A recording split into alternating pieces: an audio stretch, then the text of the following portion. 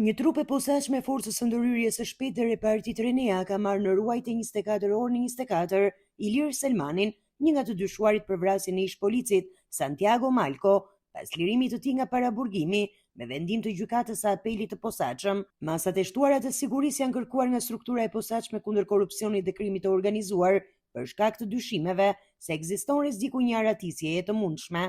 Aktualisht, Selmani ndodhet në masën e sigurisë arrest në shtëpi, ndërsa efektiv të Reneas dhe FNSH-s kanë marrë përsipër mbikëqyrjen e tij të pandërprer.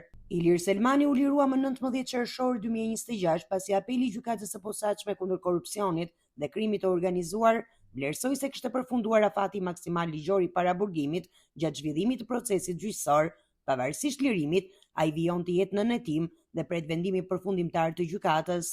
Në shkallën e parë, Selmani është dënuar me 26 vite burg, i akuzuar për vrasje të kryer në kuadër të grupit të strukturuar kriminal. Sipas akuzës, ai është një nga personat e përfshirë në ekzekutimin e Santiago Malcos, ngjarje ndodhur në gusht të vitit 2019 në Tiranë. Burime pranë hetimit bëjnë me dije se nëse apeli lë në fuqi vendimin e shkallës së parë, Selmani do të rikthehet sërish në burg, pikërisht për të garantuar zbatimin e vendimit dhe për të shmangur çdo tentativë largimi. Autoritetet kanë vendosur një regjim të fortë sigurie. Ndërkohë, Ilir Selmani përballet dhe me një procedim tjetër penal nga prokuroria e Elbasanit. Ai akuzohet për futjen e sendeve të palejuara në institucionin e vuajtjes së dënimit, pasi gjatë një kontrolli të kryer nga shërbimi i kontrollit të brendshëm të burgjeve, në qelin e tij u gjet një aparat telefonik.